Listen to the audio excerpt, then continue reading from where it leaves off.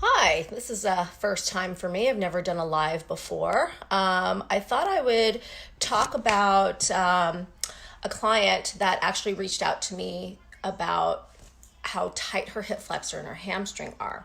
She kind of irritated both areas doing some online yoga classes and wanted to know what else she could do because she's been stretching it and it's been a little bit over a month and it hasn't gotten better.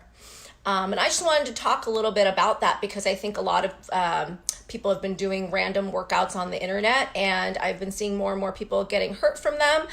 And one of the things I want to talk about is stretching. I love stretching. You'll hear various points of view about that. Some people say it's completely useless. Some people think it's wonderful. I think if you enjoy it and it feels good, you do you and you go ahead and do it. I personally enjoy stretching, but if you are stretching a quote unquote muscle and it doesn't give and you keep doing it for a month or more, chances are that shit doesn't need to be stretched, one, or two, you're barking up the wrong tree.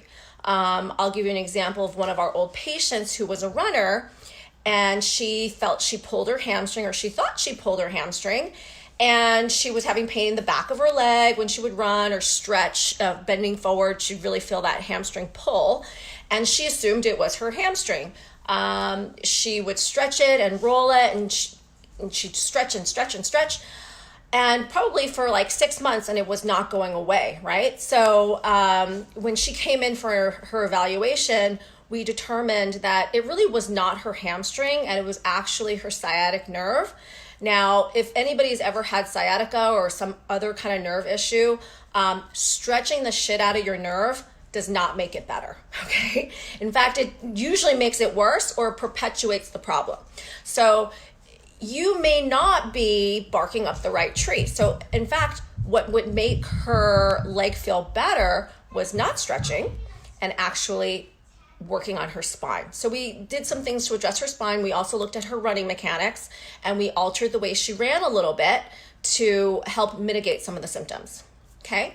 The other thing I want to talk about are people reaching out and asking me to look at their exercise program or change them, or telling me, hey, I have this calf issue. Can you give me some exercises to do?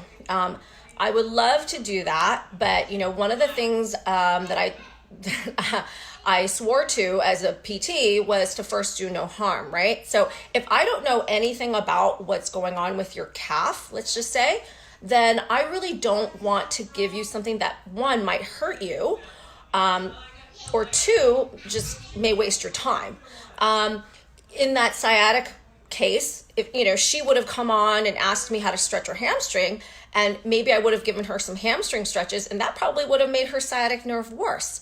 So I will always ask a million questions to figure out what's the root cause, and then the exercises are directed at the root cause, not at where your symptoms are.